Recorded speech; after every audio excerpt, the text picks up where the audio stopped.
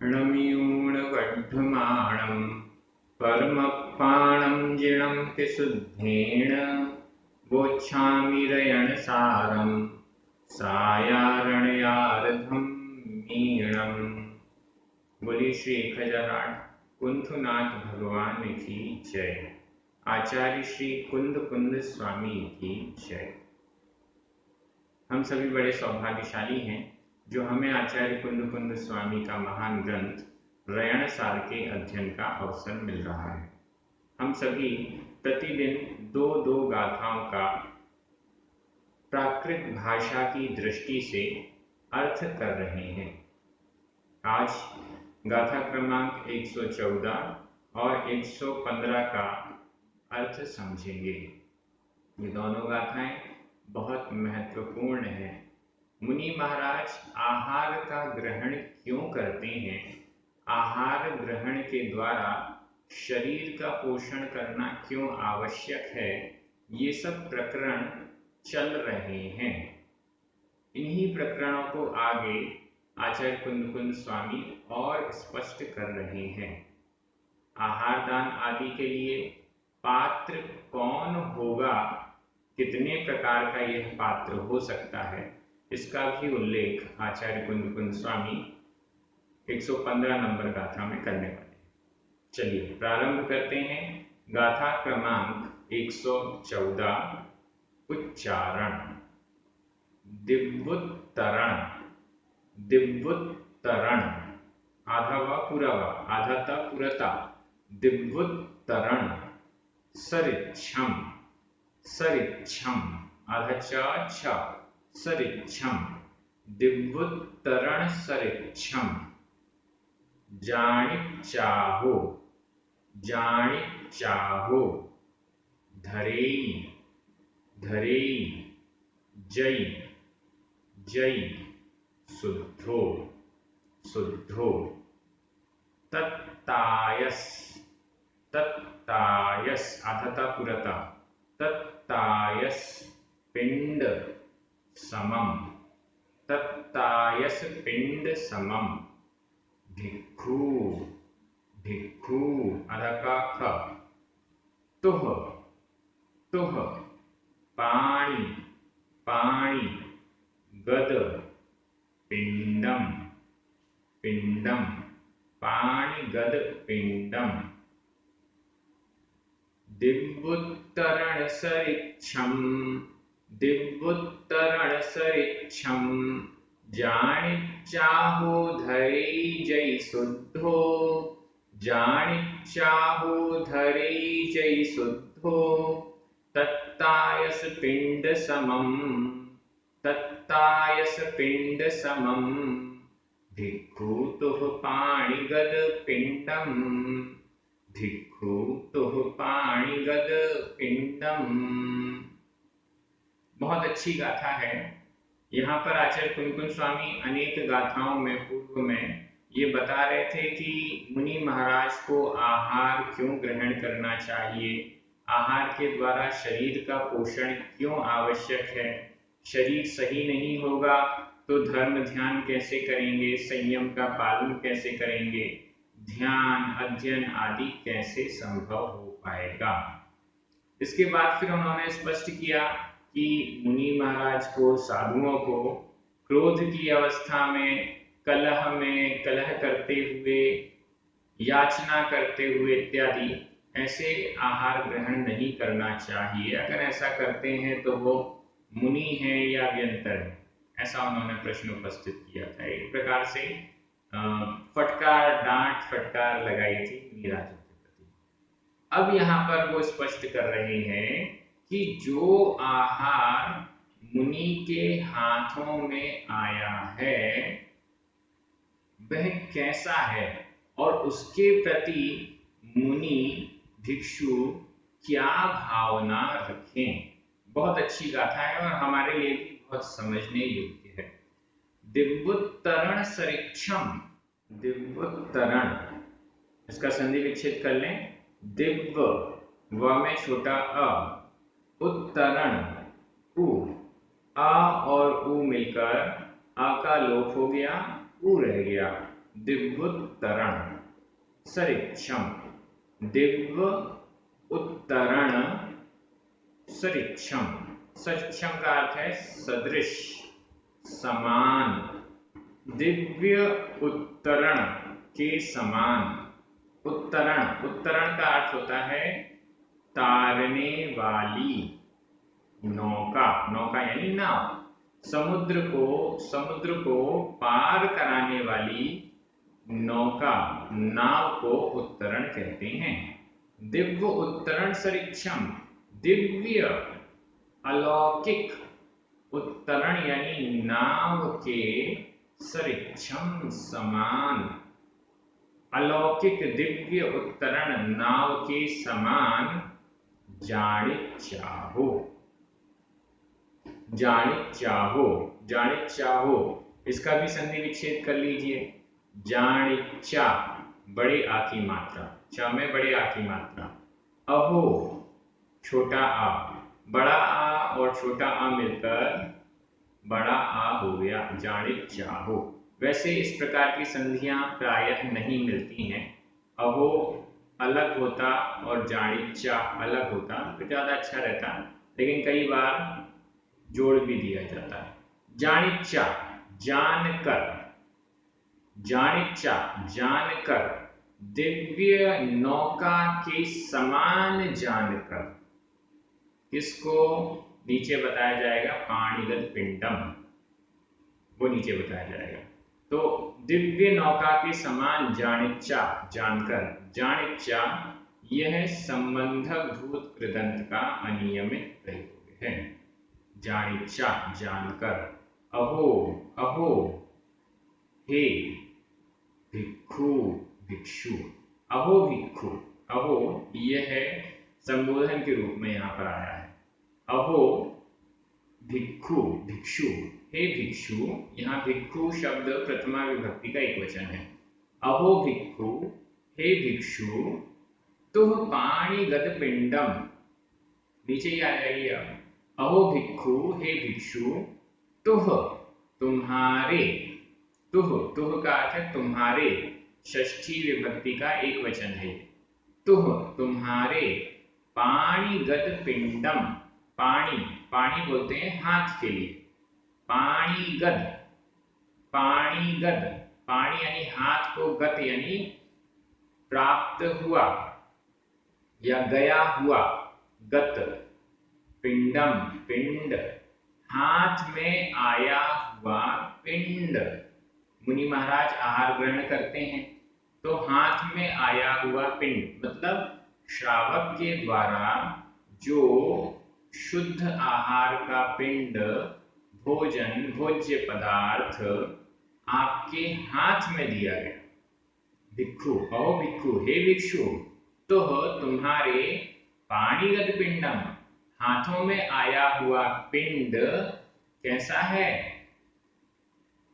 दिव्योत्तरण सरिक्षम जानिचा, दिव्य उत्तरण के समान जानिचा जानकर, धरेई धारण करता है। यहाँ धरेई वर्तमान काल अन्य पुरुष एक वचन का क्रिया रूप है, धारण करता है। लेकिन क्योंकि यहाँ पर अहो भिक्षु तुम, तुम्हारा पाणिगत पिंड, तुम्हारे हाथ में आया हुआ पिंड, ऐसा यह मध्यम पुरुष की चर्चा चल रही है, तो यहाँ धरेई शब्द का अर्थ मध्यम पुरुष में हमें लगाना पड़ेगा धारण करो, धारण करो। वो भी मध्यम पुरुष में कैसा? विधि एवं आज्ञा काल के मध्यम पुरुष में एक वचन में हमें उसका अर्थ लगाना पड़ेगा, भले ही यहाँ वर्तमान काल का प्रत्यय है तो भी। धारण करो, किसको धारण करो?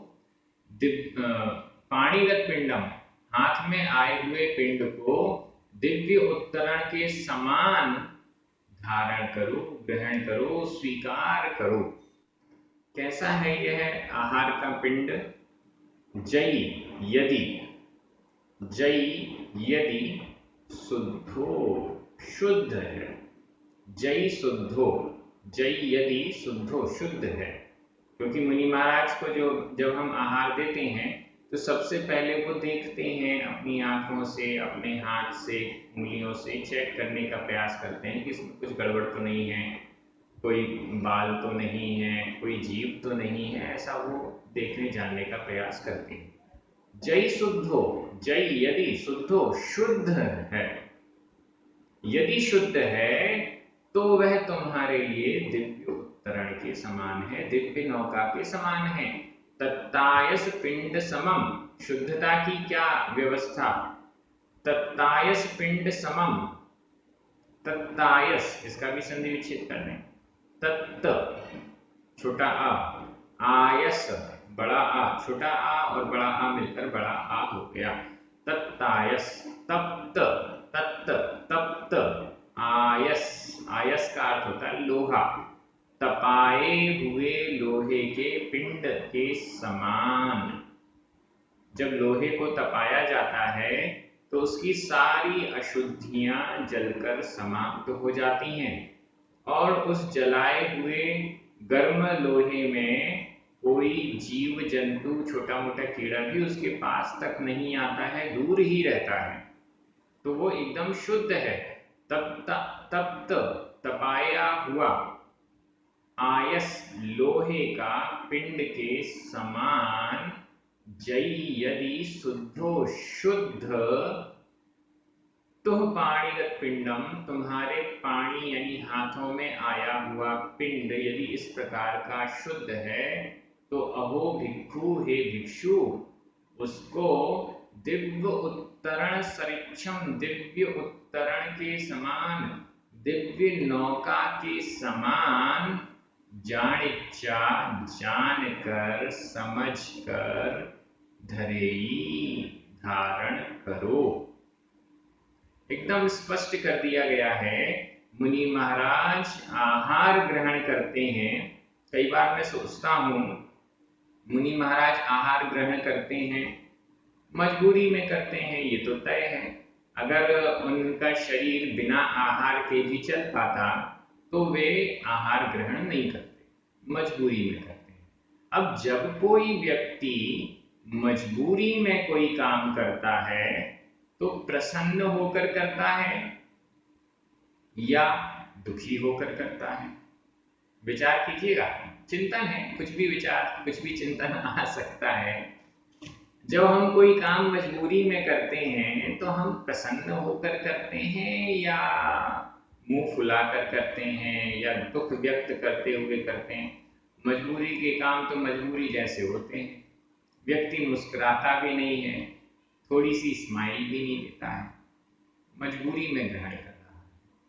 अब यहाँ पर जो बात कही जा रही है वो ये है कि भले ही आप शरीर के पोषण मजबूरी में ये आहार ग्रहण कर रहे हैं हे मुनिराज, लेकिन ये ध्यान रखिए कि आपके हाथ में जो आहार यदि एकदम शुद्ध आ रहा है तो वह दिव्य नौका के समान है। दिव्य नौका, यह वह आहार का पिंड है जो कि आपको इस संसार से पार कराने वाला है। कितना बड़ा, कितना महत्वपूर्ण यह आहार दान की प्रोसेस है। जो आहार ले रहे हैं उनके लिए भी ये मजबूरी नहीं है, बल्कि उनसे कहा जा रहा है कि इसको तो आप बड़ा उपकारी मानिए। श्रावक भी अपने चिंतन में यही लाता है कि मेरे द्वारा दिया गया यह आहार मुनिराज की साधना में, मुनिराज के तप में निमित्त बनेगा। और मुनिराज भी आहार ग्रहण करते समय उस आहार को दिव्य नौका के समान उपकारी मानते हैं और प्रसन्न होकर आहार ग्रहण करते हैं। मजबूरी वाला आहार, मजबूरी वाली आहारचर्या फिर भी प्रसन्न भाव से, देने वाला अति प्रसन्न है और लेने वाला भी उसको दिव्य उत्तरण मानकर प्रसन्नता के साथ ग्रहण कर रहा है। ये है अद्भुत दृश्य जो कि जैन दर्शन उपस्थित करता है। जैन धर्म इस दृश्य को सामने लाकर रख देता है। देने वाला भी प्रसन्न है और लेने वाला भी प्रसन्न है। दाता भी सोच रहा है कि मैं धन्य हो गया, इससे अधिक धन्यता कभी कहीं इस संसार में मिल नहीं सकती। और पात्र भी उस द्रव्य को ग्रहण करके अपने आप में इतना संतुष्ट और प्रसन्न है कि इस द्रव्य के, इस पदार्थ के मिल जाने से मैं अपना कल्याण कर पाऊंगा। बड़ा ही अद्भुत ये वर्णन है। आज का प्रश्न बहुत सरल है। मुनि महाराज तो आहार ग्रहण करते समय दिव्य नौका के समान उस आहार पिंड को मानते हैं। हम क्या मानते हैं? जब हम भोजन करते हैं तो हम उस भोजन को क्या मानते हैं? आज का प्रश्न है, आप जिस भोजन को ग्रहण कर रहे हैं उसके प्रति आपका क्या विचार है? क्या आप उस भोजन को अपना उपकारी मानते हैं या नहीं मानते हैं, या क्या मानते हैं? इस पर हर दृष्टि से विचार किया जा सकता है। पॉजिटिव थिंकिंग के रूप में भी हम इसको ले सकते हैं, स्वास्थ्य की दृष्टि से हम इसको ले सकते हैं, और बहुत सारी चीज़ों की दृष्टि से इस पर आप विचार कीजिएगा और अपना कमेंट जरूर लिखिएगा। अब हम अगली गाथा में चलते हैं। गाथा क्रमांक 115, उच्चारण। अविरद अविरद देश महव्वय महव्वय, अविरद देश महव्वय, आगम आगम, रुईणम रुईणम, रा में छोटे ऊ की मात्रा है, आगम रुईणम, बियार बियार, तच्चन्नम तच्चन्नम, अधना ह, तच्चन्नम, बियार तच्चन्नम, पत्तंतरम पत्तंतरम, अधता पुरता, पत्तंतरम, सहस्सम सहस्सम, ऋद्दिठम ऋद्दिठम, अधता पुरदा, अधट्टा पुरठा, ऋद्दिठम, जिणवरिंदेहिम जिणवरिंदेहिम,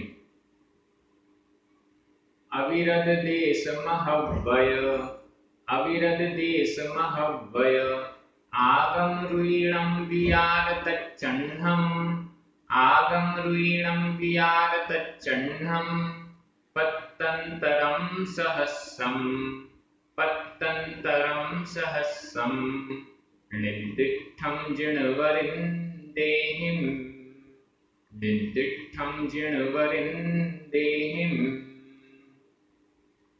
अब यहाँ पर इतना सुंदर वर्णन दाता और पात्र का आ गया है, तो पात्र कितने प्रकार के होते हैं, कौन कौन से होते हैं, ये बताए जा रहे हैं।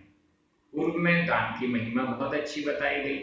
अब हम वो दान किसको दे सकते हैं, ऐसे पात्र कौन है?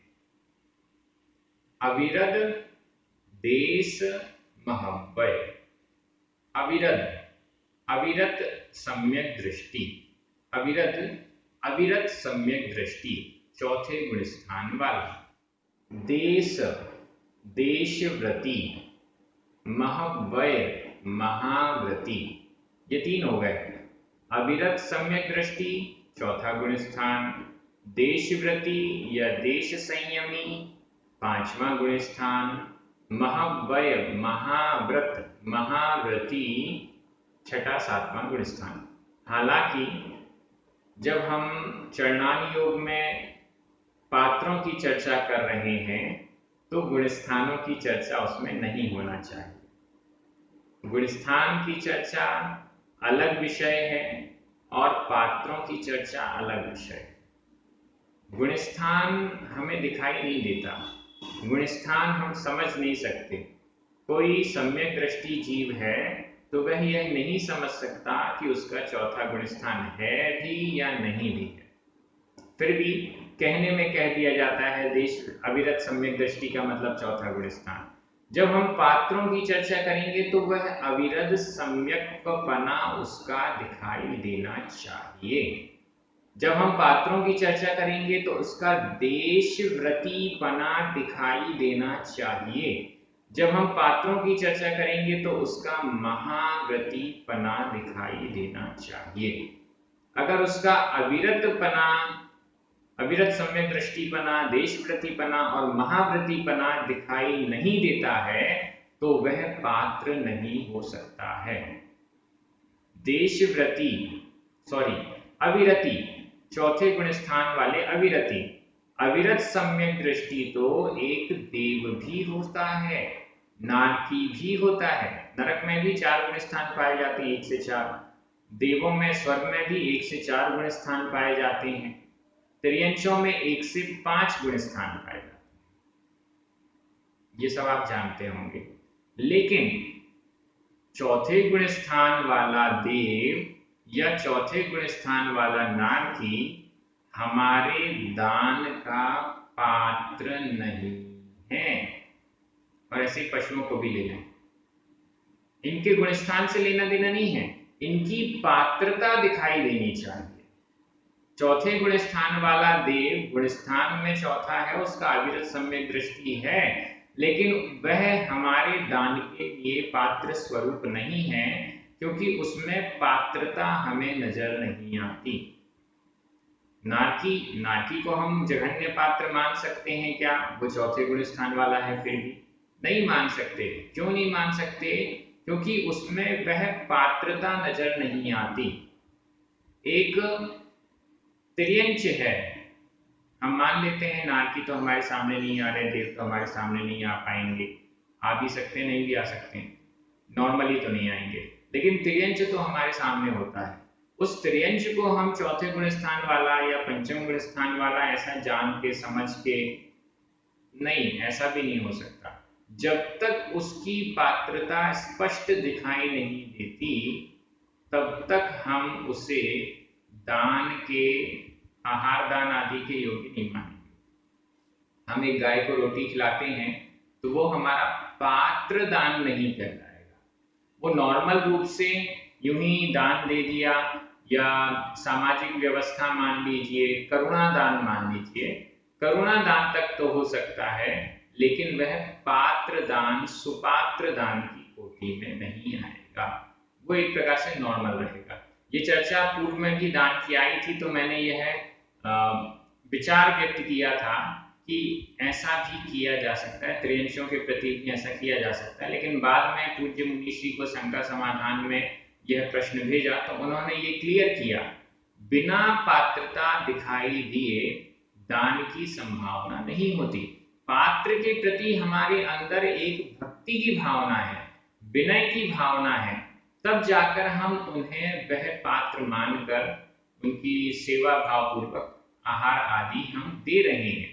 ऐसा त्रियंशों के प्रति या अन्य किसी के प्रति जिसके प्रति नहीं हो रहा है, उसको हम पात्र दान नहीं बोलेंगे, उसको भले ही करुणा दान बोलेंगे।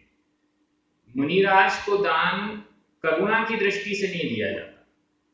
मुनिराज को दान हम अपने सौभाग्य मानकर देते हैं, तो इस दृष्टि से वो पात्र दान है। अविरत सम्यक दृष्टि, देशव्रती और महाव्रती, ये 3 पात्र हुए। और कौन कौन से पात्र हैं? आगम रुइणम, आगम शास्त्र ग्रंथ, रुइणम रुचि, रुई यानी रुचि, रुइणम रुचि वाले, आगम रुइणम आगम में रुचि रखने वाले, शास्त्रों में रुचि रखने वाले, शास्त्र स्वाध्याय करने वाले, जिनको शास्त्रों में रुचि है, आगम में रुचि है, अध्ययन अध्यापन में रुचि है, वो भी पात्रों की कोटि में आते हैं। वियार तच्चन्नम, वियार विचार, तच्चन्नम तत्वज्ञ, विचार तत्वज्ञ, तत्वों के प्रति विचार करने वाले, तत्वों में रुचि रखने वाले। देखिए, एक तो हो गया सम्यक दृष्टि।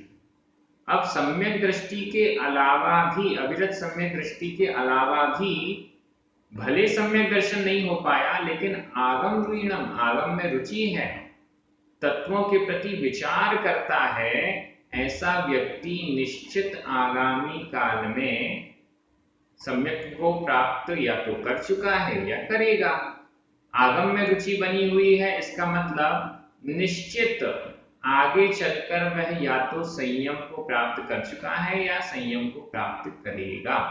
अगर कोई स्वाध्यायी व्यक्ति है, सही स्वाध्यायी व्यक्ति है, तो धीरे धीरे उसके अंदर विषय कषायों के प्रति जो आसक्ति है वो घटती जाएगी, कम होती जाएगी, ऐसा हमें समझना चाहिए।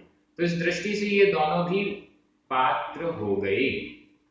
कितने पात्र हो गए हमारे पास? अविरत सम्यक दृष्टि, देशव्रती, महाव्रती, आगम में रुचि रखने वाले और तत्व के प्रति विचारवान, ये सभी पत्तंतरम, पत्रांतर हैं, अलग अलग पात्र हैं। सहस्रम, हजारों, सहस्रम पत्तंतरम, हजारों, हजार अलग अलग प्रकार के पात्र, हजारों अलग अलग प्रकार के पात्र।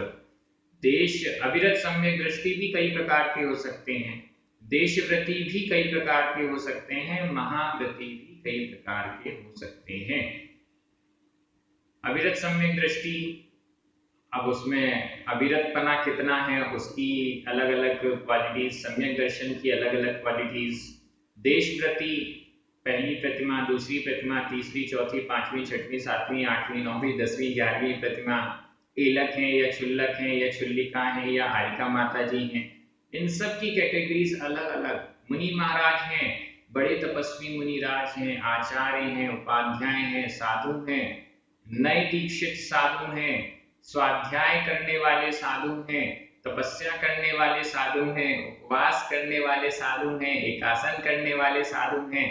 ऐसे अनेक अनेक प्रकार इन पात्रों के किए जा सकते हैं। इसलिए यहाँ पर सहस्रम, सहस्र यानी हजार, हजारों पात्रांतर, अलग अलग प्रकार के पात्र निर्दिष्टम कहे गए, निर्दिष्ट किए गए, निर्दिष्टम निर्दिष्ट किए।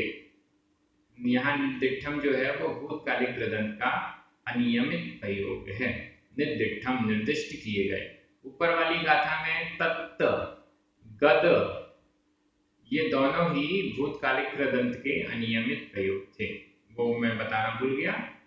यहाँ निर्दिष्टम निर्दिष्ट किए, किसने निर्दिष्ट किए? जिणवरिन देहिम, संधि विच्छेद कर लें, जिणवर, रा में छोटा आ, इन देहिम, ई, आ और ई मिलकर आ का लोप हो गया, ई जुड़ गया, जिणवरिन देहिम। जिन वरों में जो इंद्र, इंद्र हैं, जिन वरों के जो इंद्र हैं, जिन वरों के जो स्वामी हैं तीर्थंकर भगवान, उनके द्वारा, यहाँ जिणवरिन देहिम में तृतीय विभक्ति का बहुवचन है। जिन वरों में जो इंद्र हैं, जिनेंद्र भगवान के द्वारा निर्दिष्टम कहा गया। ऐसा इस गाथा का अर्थ क्लियर हो चुका है। आगे भी पात्रों की चर्चा होगी, उत्तम पात्र कौन से, मध्यम पात्र कौन से इत्यादि बहुत महत्वपूर्ण चर्चाएं आगे आने वाली हैं। आप सभी बहुत अच्छे से पढ़ रहे हैं, पढ़ने वाले भी पात्र हैं, ऐसा यहाँ पर आगम रुइणम इस शब्द से और व्यार तच्चन्नम, आप आगम में रुचि भी रखते हैं, तभी तो आप स्वाध्याय कर रहे हैं, और विचार, तत्वों के प्रति विचार भी करते हैं, चिंतन करते हैं। आपके कमेंट्स इतने अच्छे अच्छे आते हैं, इससे पता चलता है कि जो स्वाध्याय किया जा रहा है उसके प्रति आपका चिंतन भी है। मैं काफी, जब से मैंने रैयण सार का अध्ययन प्रारंभ कराया है, तब से आपसे कह रहा हूं कि स्वाध्याय के बाद आपको चिंतन अवश्य करना है, और उसका कारण आपको आज इस गाथा में मिल गया। चिंतन करेंगे तो निश्चित रूप से उसका परिणाम हमें मिलेगा, हमारे सम्यक दर्शन के चांसेस बढ़ जाते हैं। वैसे तो मैं मानता हूं कि हम सभी सम्यक दृष्टि हैं, तो सम्यक दृष्टि है तो हमारा सम्यक दर्शन दृढ़ होता है, मजबूत होता है, और यदि सम्यक दर्शन किसी कारण से नहीं है तो हमारा यह जो तत्व विचार है, आगम के प्रति रुचि है, वह हमें सम्यक दृष्टि निश्चित बना देगी। ऐसी हम सभी को दृढ़ धारणा रखनी चाहिए। आप सभी बहुत अच्छे से अध्ययन कर रहे हैं, सभी आनंदित हैं इस स्वाध्याय के द्वारा। सभी को बहुत बहुत धन्यवाद। पुण्यार्जकों को विशेष धन्यवाद। सभी को जय जिनेन्द्र। जिनवाणी माता की जय।